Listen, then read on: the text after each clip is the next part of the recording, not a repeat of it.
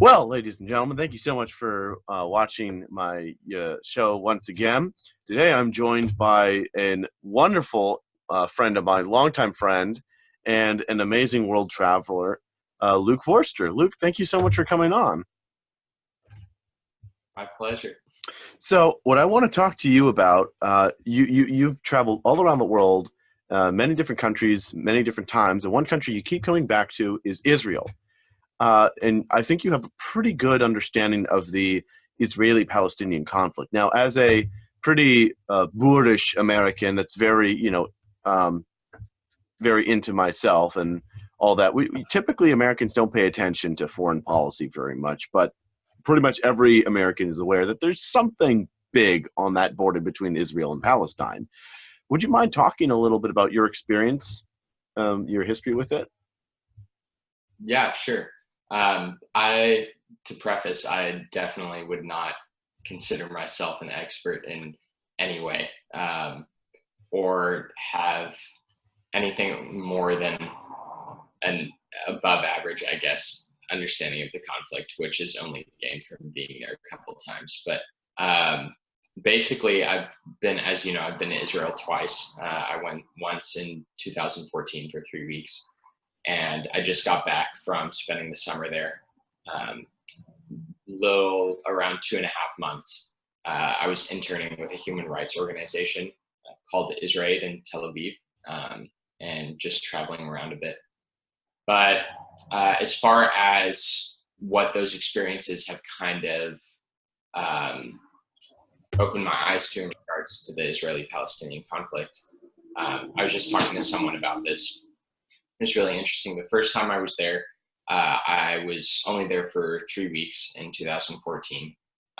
It was a pretty mellow time when I was there. There were not missiles flying or anything like that.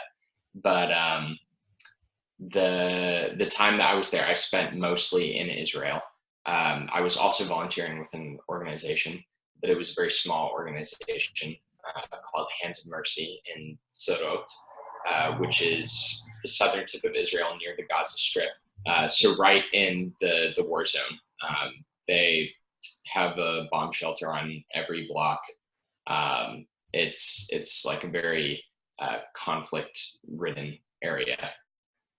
So I spent my time there and then in Jerusalem, and it was a very short time in Israel. And during that whole time, I was only exposed to Israelis and the whole Israeli side of the conflict narrative. But then coming back now this summer, I had a little more time there, a little more time to travel. And again, the majority of my time was spent in Israel around Israelis. But I was also able to travel to the West Bank, to Bethlehem, to Hebron, and then out of Israel as well, to Egypt and Turkey. And in Egypt, I was in the Sinai for a day, and I was in Istanbul for a week. So a very different experience than Israel, obviously. And I spent a great deal of time as well immersed in Muslim Arab cultures. And so that gave me the flip side of the coin as well. And I was able, I like to think I was able to be fully exposed to the Arab Palestinian side of the narrative as well, which was fascinating. Would you mind giving a brief history of the conflict? Because it's very difficult to understand a modern conflict unless you go through the history a little bit. Would you mind giving a snapshot of it? Yeah, sure. This is we'll see how many facts I actually remember. I have a general understanding though. So it's and the thing is, no matter what I share, either Israelis or Palestinians would disagree with what I'm saying. Even you would think that there's some level of objective fact, but even down to the start of the 6 Day War or all these things, they have completely different views of Wow. what actually happened. But basically, the conflict that we see today, and that is on the news every day, it's generally believed, I mean, it's a systemic conflict that stems from long before recent history. I mean, you could argue that it started pre-biblical times or in biblical times, with the biblical mandate for the Israelites to take over the land of Canaan and drive the Canaanites out. So some would say that that's when the conflict started. But generally, the animosity that we see today kind of stems from the partition plan and post British colonial rule. So when Britain pulled out, because it was called Palestine under British rule, when Britain pulled out of Palestine, they divided the country up, chopped it up into bits, and offered everyone these like packages. They offered the Jews a package to form a state, and they offered the Palestinians a package to form a state, because there was no Palestinian state prior to there. I mean, there still is no Palestinian state, but it wasn't like there was a Palestinian state that was torn apart and a chunk given to the Jews. It was all controlled by the crown, and then it was. I'm forgetting the year. This is like the most important year. 1948 or 1949? Yes, that's what it is, 1948. Okay. 1948 is when Britain presented that plan. Israel said yes, Palestine said no, and that kind of kickstarted everything that we see today. And Israel was stoked to get any amount of land. Both sides hold their grievances against Great Britain for how the land was divided up. I've heard Palestinians say like, "Oh, these critical cities, which are like inherently Arab, were given to the Jews," and I've heard the Jews say the majority of our land was barren desert, the Negev desert, and then the holiest city for both of them, Jerusalem, was not included. It was supposed to be a like internationally managed neutral zone, which I don't know what Britain thought it was going to achieve. But okay. Basically, Israel said, yes, we'll take what we can get. Palestine said, no, we're not going to settle. And almost, I think it was like the day after, immediately after, Palestine, the territories, the Palestinian territories, because they had the opportunity to become a state then, but they rejected it. And they declared war on Israel. And that's when you have the start of the 6 Days War. And then that kind of snowballs, and you have, during the 6 Days War, a lot of what fuels the Palestinian rhetoric today is Israel's conduct during the 6 Day War. So a lot of which Israel or popular Israel supporters or figures deny or just neglect to point out is that Israel committed war crimes during the 6 Day War. There were, I mean, it's a war, so things happen, but they were driving innocent non-combatants out of their home, killing non-combatants, so committing these atrocities against Palestinian citizens. And but at the same time, Palestine started the war. So there's this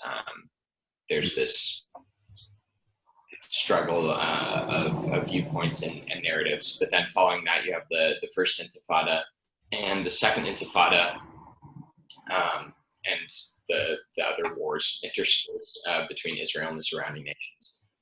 And then that kind of brings us to where we are today. Okay, so basically, it sounds very tumultuous. Do you think that they're on the edge of another conflict similar to the 6 Day War? Do you think that it's as tumultuous as it was then? Is it getting worse? Is it getting better? What's the current status? I mean, definitely not as tumultuous as it was then. what many Israelis that I spoke to, theme that I got was like the most difficult or darkest time for them in recent memory was the Second Intifada, which is probably what Americans remember when they think of Israel, which is like buses exploding, suicide bombers, no one in Israel feeling safe. That was all kind of wrapped up in the Second Intifada, and that's the most recent kind of black memory that Israelis have of feeling legitimately unsafe. But since then, like currently, no, the state of Israel is not in anywhere near to that level of jeopardy that it was in its early stages and in various stages since then. And as far as getting better goes, or the situation improving, I do think, I mean, it definitely has, and that might just be the result of time. I mean, Israel is only 70 years old, so it's still a very young nation. But I think that like anything will kind of normalize over time or achieve some level of equilibrium. And Israel is slowly reaching that point. So even Arabs who had a very difficult time with the concept of a state of Israel beforehand might be coming to a point where they can at least acknowledge that the Jews have a right to exist. And you see that it very faintly, but it's beginning to appear nonetheless in countries surrounding Israel as well. Slowly, there's momentum gathering behind the idea that the Jews actually do have a right to exist in the land of Israel and a right to their own state, which up until this point, and is still for the most part a complete affront to most Arabs and other states in the Middle East. Oh, that, I mean, I wasn't aware of that. That's good to hear that that potentially peace could happen in a few days. That it's cooling down. You'd say it's cooling down then, assuming nobody. Well, I think it's impossible to say, but because it's the whole nature of that region is that it just takes one trigger to catalyze everything, and what seemed to be an improving condition can just as quickly turn south and nosedive again. I mean, we saw that a little bit with this, and this is like a controversial example, but just from the ground fall in Israel is the Trump's decision to move the embassy to Jerusalem. It's events like that are totally unforeseen, at least to most people, that can have such a huge impact on that region and on that state. And from most Americans' viewpoint, that action was not hugely influential, but in that region where you have these two narratives competing constantly for international support and for just validity, any kind of action on the part of outside nations is interacting with one of those narratives. It's in some way showing support for the Israeli narrative or the Palestinian narrative. And so there's this constant give or take. But when there's an action like that, where President Trump moved the embassy that is so blatantly supportive of the Israeli narrative, or an action that would do the opposite, if there were an action that a country would take that would be blatantly supportive of the Palestinian narrative, then you could almost overnight see the conflict escalate and tensions increase. Oh, wow. So do you recommend for the people watching, people of not just America, but Europe and all the different potential actors that could be involved in this conflict, what do you think is their best course of action? Should they be directly involved or just leave it up to them, make it a local issue? What do you think is the best course of action? Yeah, I've thought about that Mhm. because I think it's an important question. Um, you know, honestly, and again, I'm in absolutely no place to be making any kind of policy Well, you see, the reason suggestions. why I And ask you is because this is a conversation that Americans and non-Israeli Palestinians need to have. Because right, to a certain degree, this is something we need. Even if you're not the world's greatest expert, I still want to hear your opinion. okay, yeah. Um, I mean, I think it's important for other nations to be involved because it is an issue that has international consequences, and in our globally connected world, it's impossible for at this stage for a um, event to happen that impacts the whole region and have that event not impact the rest of the world, just because every region is at this stage so interconnected. So in that sense, I think it, it's a given that other nations outside are going to be involved in some way in Mhm. the conflict there. But I think the most critical thing is for nations to realize to what extent they can and should be involved, and what impact they can expect to have. Um, and just from being in Israel and speaking with Israelis and Palestinians about this,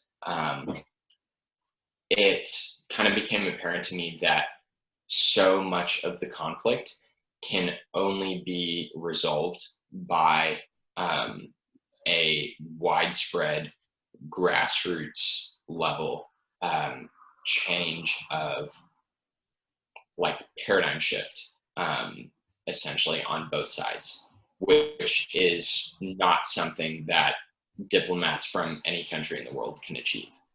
That's just something that has to be internally applied both by the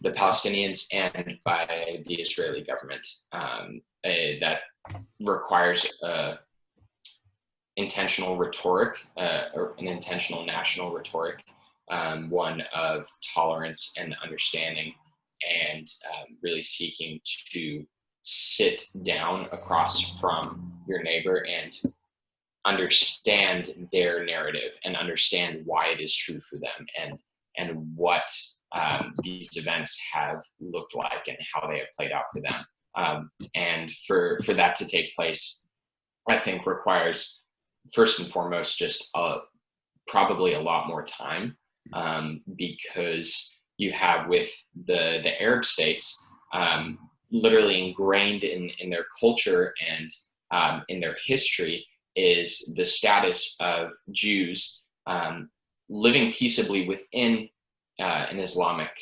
um, Islamic state or under an Islamic government, but under subjugation, not as free to practice their religion as Muslims would be, but given measured freedoms.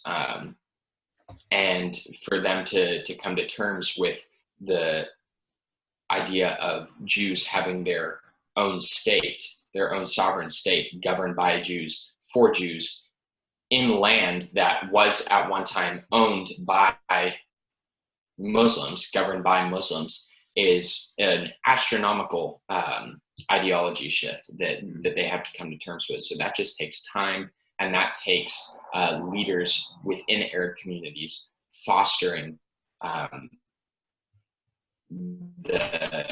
this ideology shift, this paradigm shift. And the same thing can be said of Israelis too, because you have there's just so much rhetoric of hate and our land versus their land, and it takes again the same thing, leaders in the community looking at what kind of ideologies are poisonous, and uh, what which ones are beneficial to peace and understanding and tolerance, and promoting those instead, and really seeking to teach those to children. Because it requires a generational shift. Like it's not going to happen overnight. It requires teaching it and implementing it with your children and with your children's children, etc. Well, well, I mean, I'm very impressed. You kind of not only summarized the Palestinian-Israeli conflict, but you also gave a solution all under 20 minutes. So I thank you very much for striving for the absolute best, Luke. That was really, really terrific. Guys, thank you so much for watching. Make sure to like, subscribe, and share on this YouTube video.